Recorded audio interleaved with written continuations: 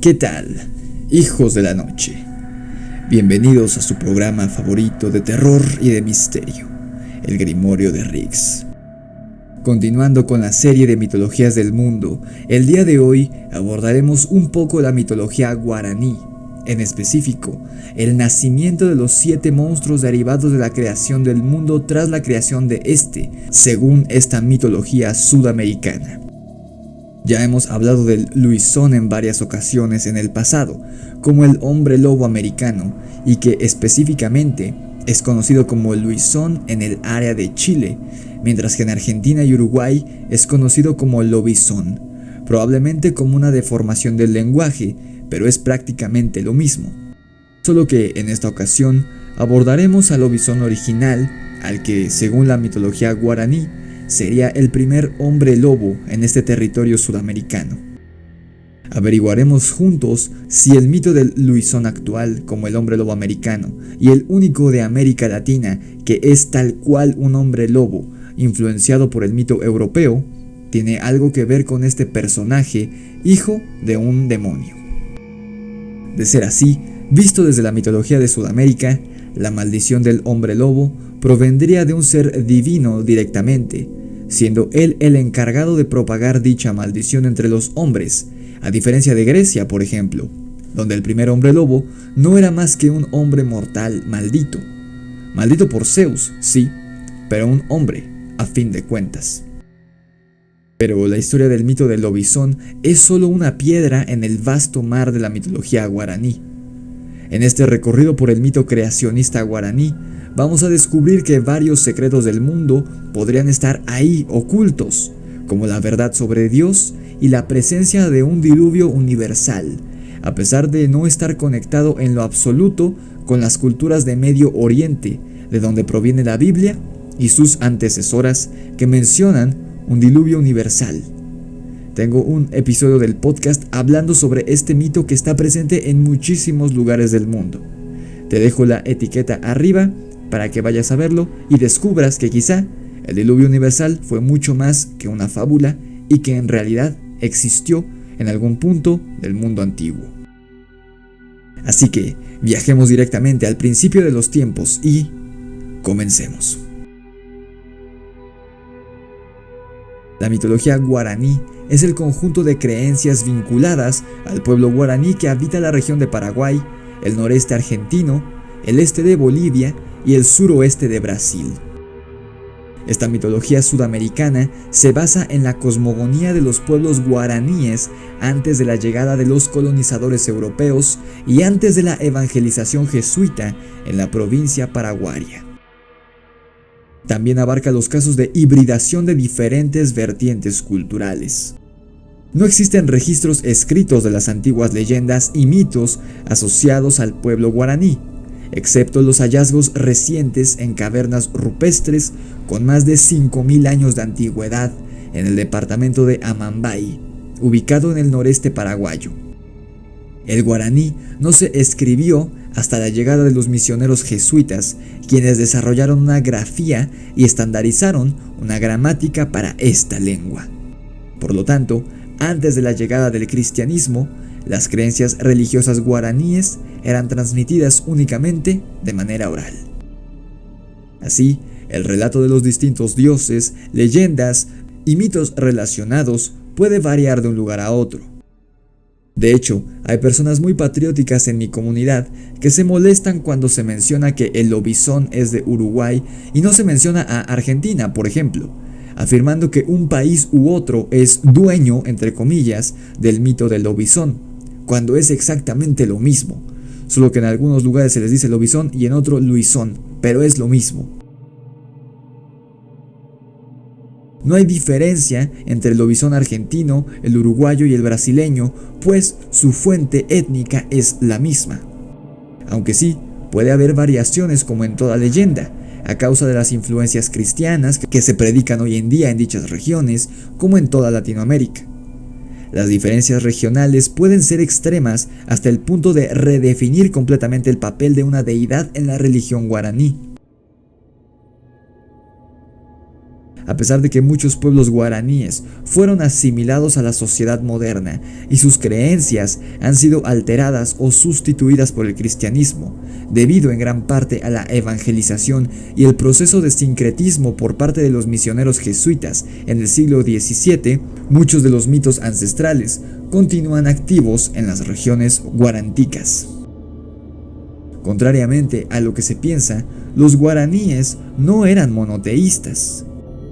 Si bien Tupá era una divinidad prestigiosa en la sociedad guaraní, existen dioses supremos que habían creado la tierra sin mal y habían dado origen a los otros dioses en un complejo sistema teogónico.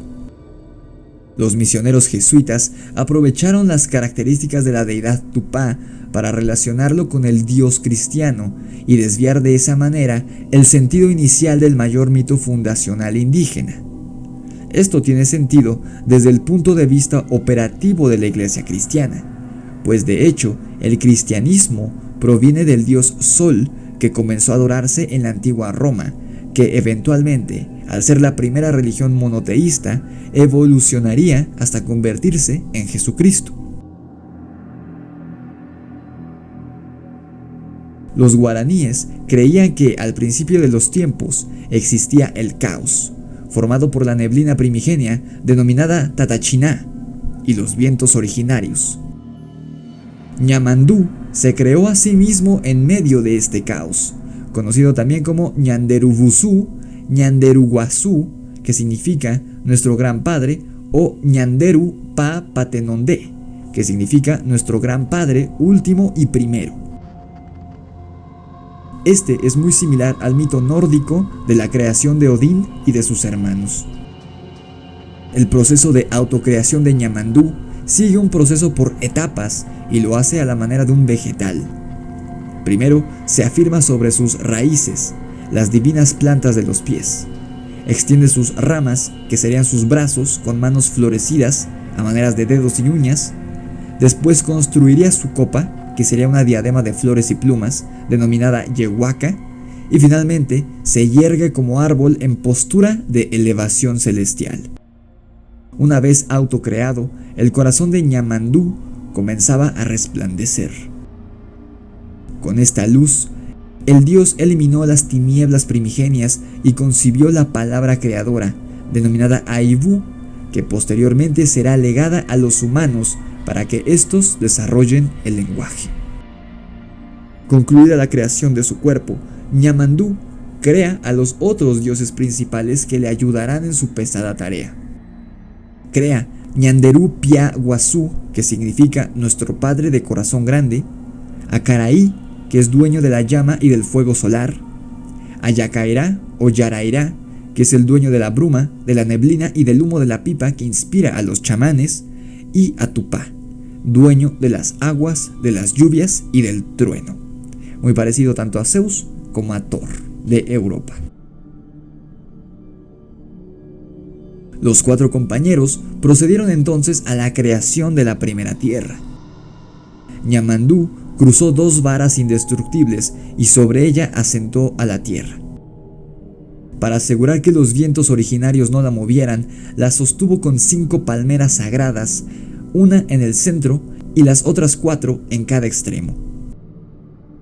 Una apuntaba hacia la morada de Caray, al poniente, la segunda hacia el origen de los vientos nuevos, al norte, la tercera apuntaba hacia la morada de Tupá, al oriente, y la cuarta apuntaba hacia el origen del tiempo-espacio primigenio, al sur, desde donde venían los vientos originarios fríos. El firmamento de la tierra descansaba sobre estas columnas. Junto a esta tierra llamada Ibitenondé, que significa tierra primera, se creó también el mar, el día y la noche. Comenzaron a poblarla los primeros animales, siendo el primer animal de todos el mboy o la serpiente, y después comenzaron a crecer las primeras plantas. Aparecieron después los hombres que convivían con los dioses en aquella primera tierra creada. Los hombres, animales y plantas que habitaban este mundo no eran sino un mero reflejo de aquellos creados originalmente por Ñamandú. En su morada eterna, también conocida como Ibagá, una especie de paraíso, se encontraban los hombres originales. Una vez existiendo ya el mundo y sus dioses principales, podemos comenzar a entender el surgimiento del hombre y de los 7 monstruos que los aterrorizarían según esta mitología sudamericana. Ñamandú se encontró con Ñanderú Mbaekwa, que significa nuestro padre sabio, y le propuso buscar a la mujer. Para ello, crearon una vasija de barro y la taparon. Al destaparla, apareció Ñandesí, o nuestra madre. Ñandesí copuló con ambos dioses y engendró un hijo de cada uno. Al enterarse Ñamandú del adulterio de su mujer, recogió sus cosas y se marchó a su morada celestial. La abandonada Ñandesí salió en la búsqueda de su marido, pero en el camino se perdió y fue devorada por unos yaguaretés antes de que nacieran sus hijos. Estos yaguaretés, desconozco si se trata de jaguares como tal, o si son brujos cambiaformas capaces de adquirir la forma de estos animales como los que vimos en unos episodios antes. Sin embargo, estos bebés, por ser divinos, sobrevivieron y fueron criados por la abuela de los yaguaretés.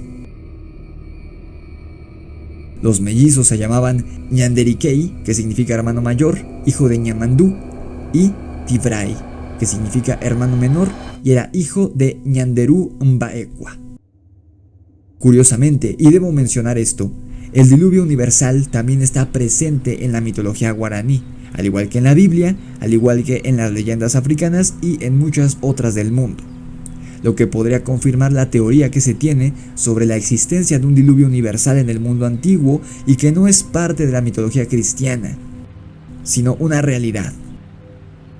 Te dejo la etiqueta al podcast que hice sobre ese interesante tema arriba.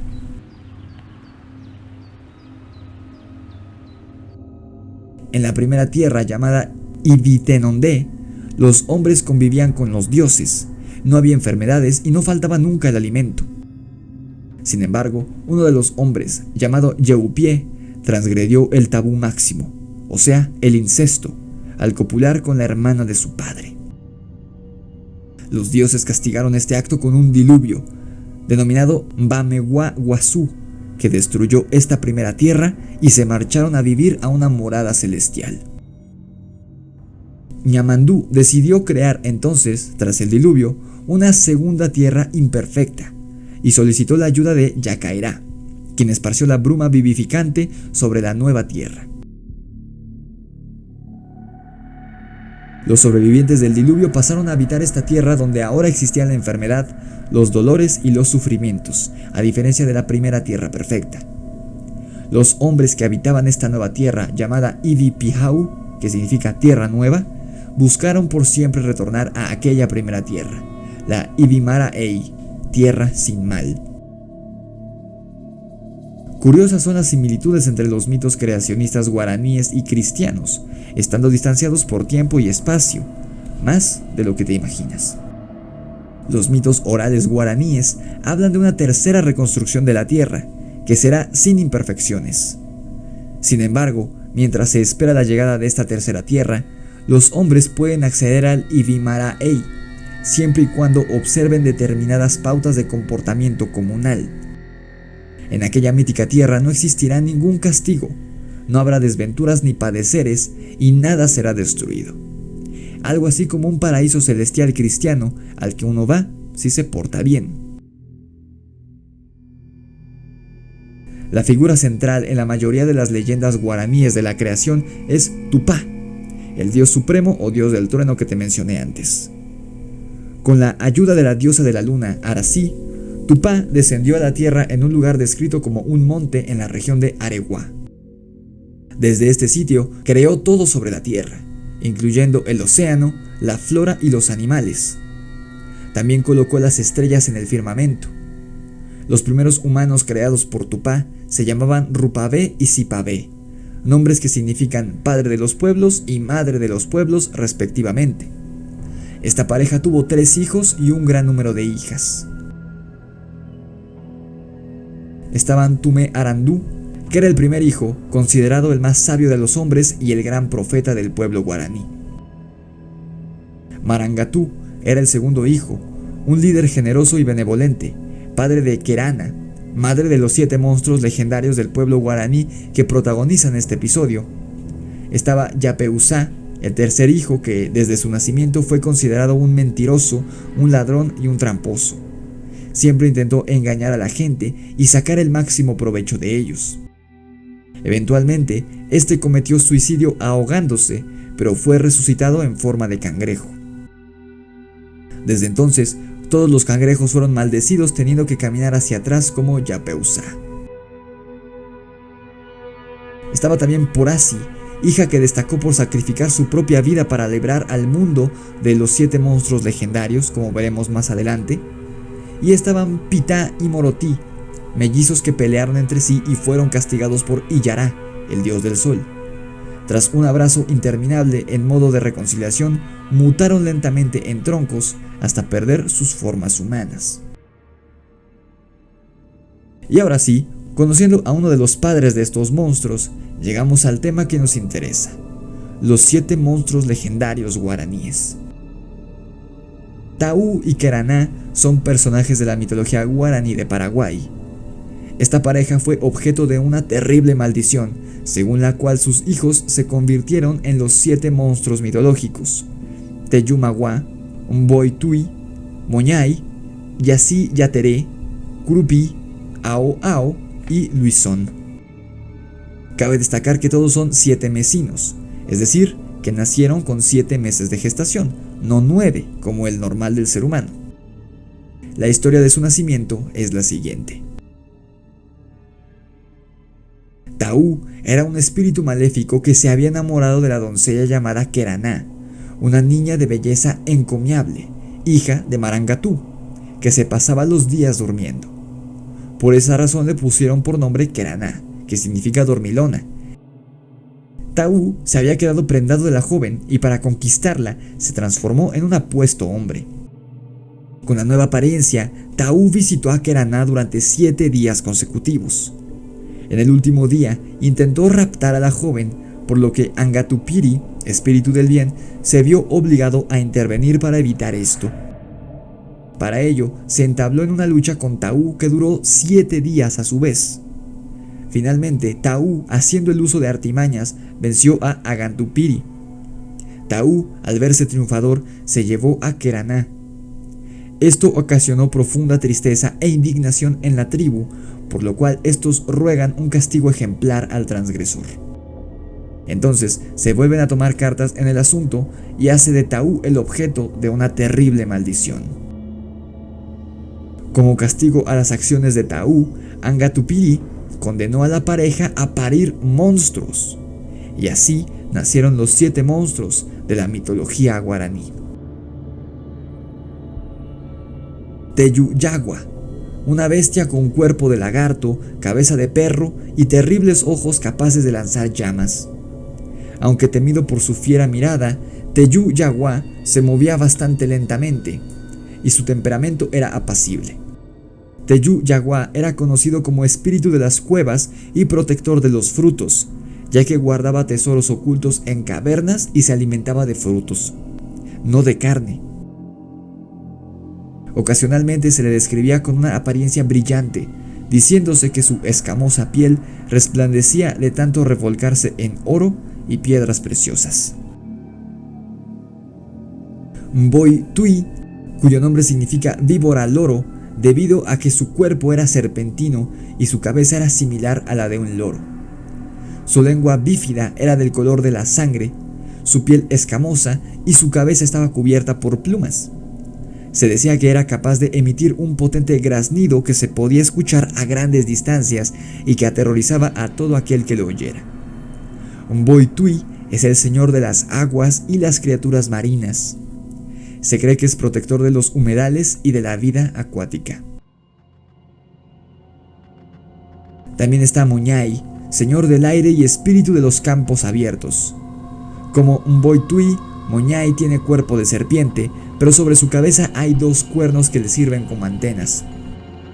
Estas antenas tienen poderes hipnóticos que le permiten dominar mentalmente a su presa, permitiéndole así cazarla con facilidad. Se cree que Moñay es una criatura malvada a la que le encanta robar para luego ocultar su botín en alguna cueva. Por esta razón se le echaba la culpa a Moñai cada vez que algún pueblo era desvalijado o desaparecían sus tesoros. Yací Yateré, cuyo nombre significa pedacito de luna, está considerado como uno de los dioses más importantes entre los guaraníes. A diferencia de sus hermanos que tienen una apariencia monstruosa, Yací Yateré parece un hombrecillo de largos cabellos rubios y ojos azules. Porta un bastón mágico que tiene la capacidad de dormir a la gente o hacerlos caer en trance. Yací Yateré es el dios de la siesta, protector de la planta de la hierba mate y de los tesoros ocultos. Según algunas versiones, Yací Yateré merodea por los pueblos en busca de niños que no estén durmiendo la siesta al mediodía. Cuando encuentra a alguno despierto, lo atrae hasta el bosque con un silbido y allí lo hace prisionero o se lo sirve de comida a su hermano caníbal, Ao Ao. La historia de Yací Yateré aún se sigue contando a los niños guaraníes hoy en día para atemorizarlos y convencerlos de que duerman la siesta todos los días. Este ser es muy parecido al pombero, al menos en su manera de actuar, y a otros duendes o elementales de Latinoamérica, así como sus hermanos anteriormente mencionados son similares a Quetzalcóatl y otros dragones y o serpientes mitológicas mesoamericanas. Curupí es el espíritu de la fertilidad y la sexualidad. Se le representa con un enorme pene, tan largo que es capaz de enrollarse alrededor de su cintura varias veces como si fuera un cinturón. El pene de Curupí se describe como prensil, lo que quiere decir que puede emplearlo para agarrar objetos o sujetarse, como si fuera la cola de un mono.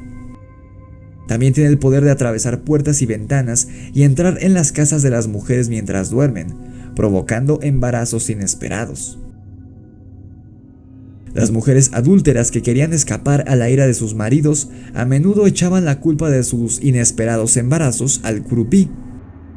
Se dice que los niños engendrados por Curupí eran pequeños, feos y peludos como su padre, al igual que se dice de los hijos del pombero en Argentina. Ao Ao es el espíritu de los montes y las colinas, y es una criatura con aspecto de oveja, pero con rostro de jabalí y grandes colmillos, de la que se dice le encanta el sabor de la carne humana.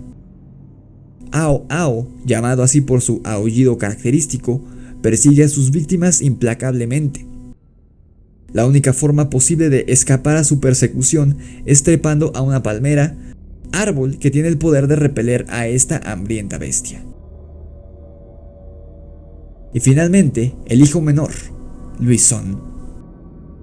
El último en nacer de los 7 hijos, productos del espíritu demoníaco Tau y la mujer Queraná, fue Luisón o Lobizón, una criatura parecida al hombre lobo que merodea en torno a los cementerios, devorando carne putrefacta y apestando a muerte y podredumbre por doquier.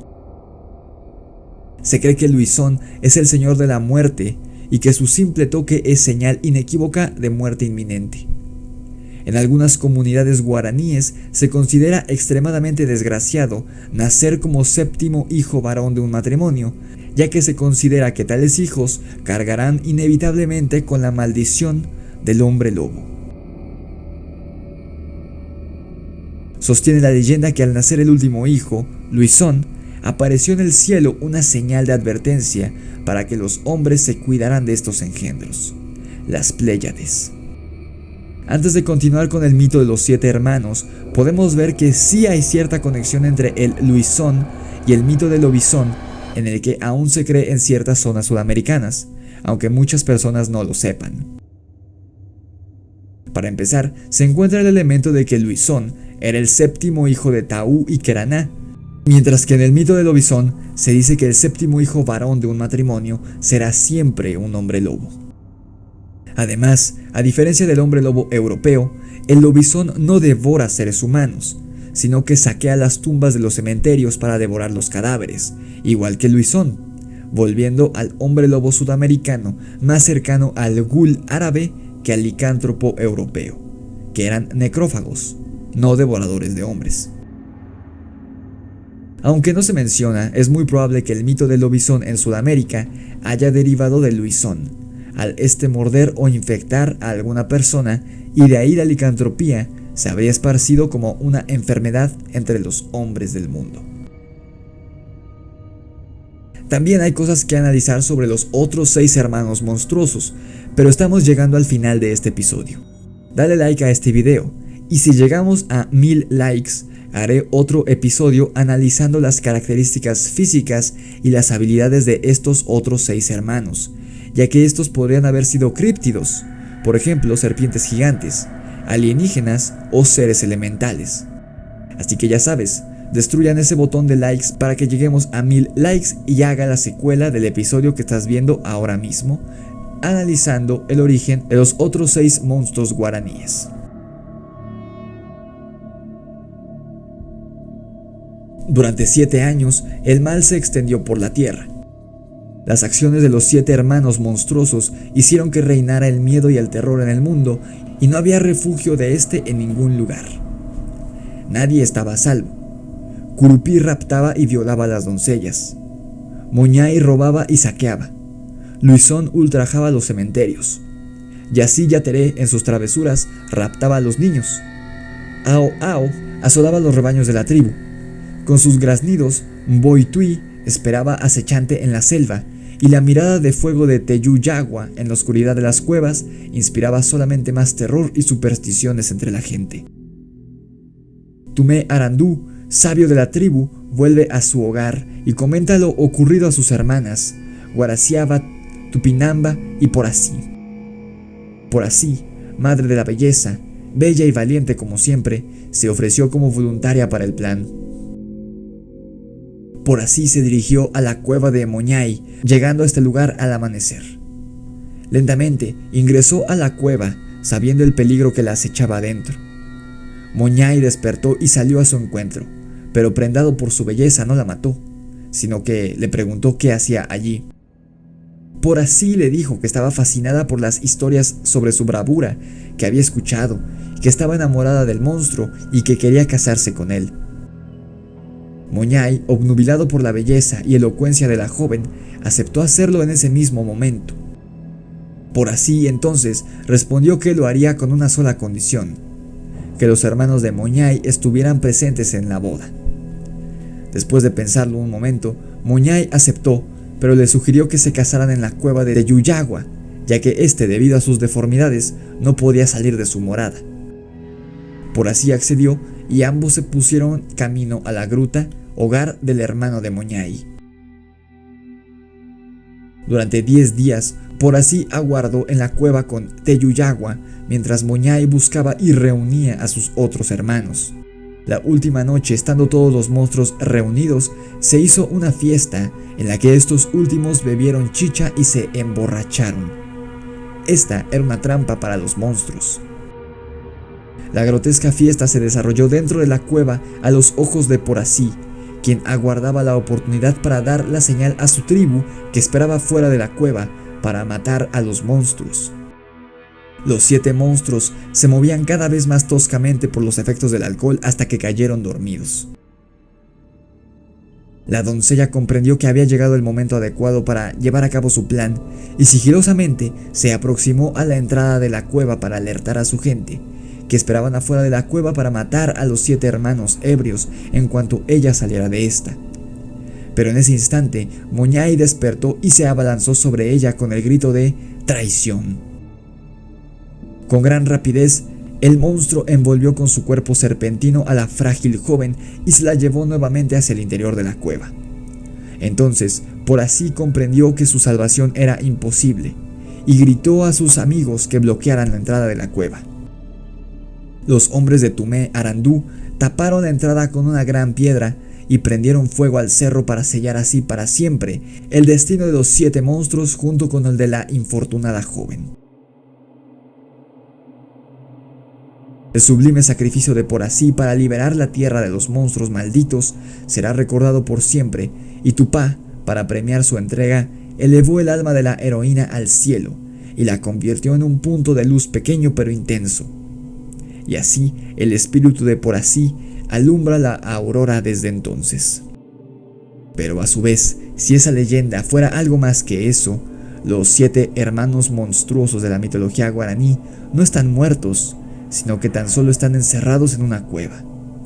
De ser así, esperemos que jamás salgan de dicho encierro, o una tormenta de calamidades azotarían a la humanidad.